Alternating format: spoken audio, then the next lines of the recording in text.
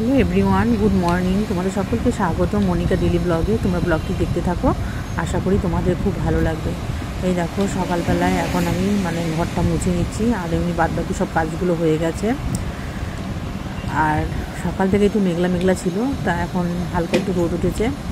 আর সারাদিনই অল্প অল্প আগের দিন বৃষ্টি হয়েছিল, তা আজকেও ওয়েদার দেখে মনে হচ্ছে বৃষ্টি হবে।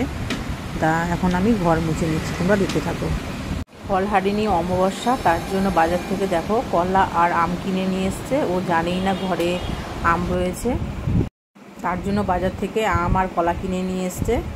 এই দেখো এই আমগুলো না গাছ থেকে পেয়েছি আজকে সকালবেলায়, আর টক ডাল বানাবো বলে এই আমটা গাছ থেকে পেরে নিয়ে আসলাম। এটা হচ্ছে অম্রপল্লী, এটা এখন টক ডাল বানাবো কেটে। আর এই আমগুলো দেখো, আমের সাইজ বিশাল বড়। এই দেখো, যাই হোক আমগুলো এখন রেখে দিয়ে রান্না করতে হবে। বাজার করে নিয়ে এসেছি সবজি, সেগুলো আর নামাইনি, শুধু লাল শাকটা বার করলাম, কেননা তাড়াতাড়ি রান্না করতে হবে। এই দেখো বাজার থেকে নিয়ে এসছে কাতলা মাছ আর চিংড়ি মাছ।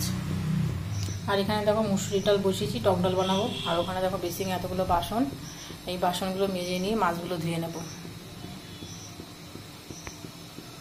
দেখো মাছটা ছাড়ানো হয়ে গেছে, লবণ নিয়ে নিয়েছি। মাছটা এখন ভালো করে লবণ দিয়ে কষলে ধুয়ে নেবো। আর এখানে দেখো কাতলা মাছটা বাসনগুলো এখানে ধুয়ে নিয়েছি।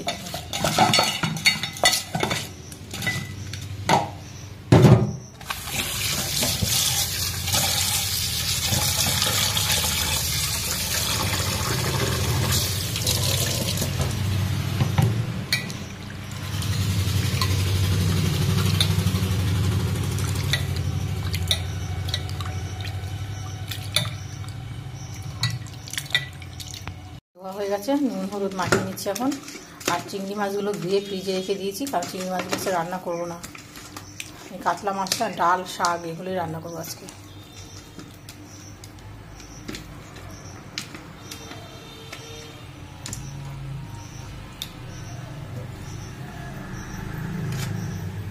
এখানে ডালটা সিদ্ধ হয়ে গেছে, গাছ থেকে যে আমটা পেড়ে নিয়ে এসেছি সেটা এখন কেটে নেব। তারপরে আমটা ডালের মধ্যে না দিলে সিদ্ধ হবে না।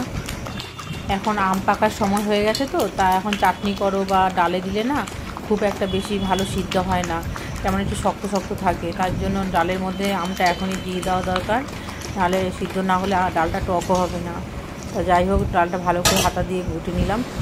সয়াবিন তরকারিটাও রান্না করা হয়ে গেছে। এই দেখো দেখতে কেমন হয়েছে অবশ্যই জানাবে। এই দেখো দোকান থেকে কী কী বাজার করে নিয়ে এসেছি সেটাই তোমাদের সাথে শেয়ার করছি। এখানে আছে 500 মুগ ডাল, 500 মুসুরির ডাল, 1 প্যাকেট তেল, এটা সয়াবিনের প্যাকেট, আর এই যে চিচিরিঙে এইসবই।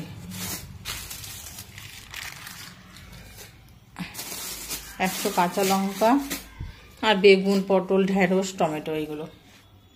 দেখো আম কেটে নিয়েছি, এটা হচ্ছে অম্রপল্লী আম। হিংসাকর আম খুব একটা বেশি হয়নি। এই দেখো অম্রপল্লী আম, এই আমটা আর 1-1.5 মাস বাদে পাকবে। তা কালকে ঝড় হয়েছিল, তা পড়েছিল 3-4টে, সেটারই চাটনি বানাবো। আর এখানে আবার সর্ষে নিয়ে নিয়েছি, এই কড়াইতে তেল দিয়ে দিয়েছি, সর্ষেটা দিয়ে দিলাম।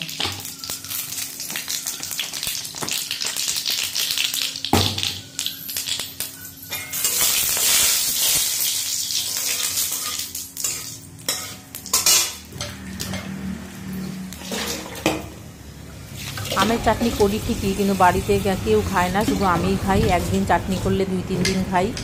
তা চাটনি ভাত খাওয়ার পর একটু চাটনি খেলে ভালোই লাগে, আর না করলে না মনে হচ্ছে যে চাটনি করলে ভালো হতো।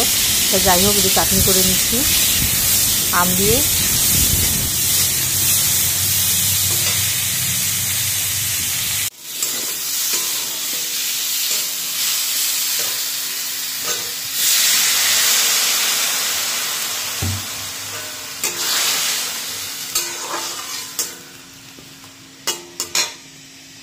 আমটা সিদ্ধ হয়ে গেছে, এবার চিনি দিয়ে দিয়েছি।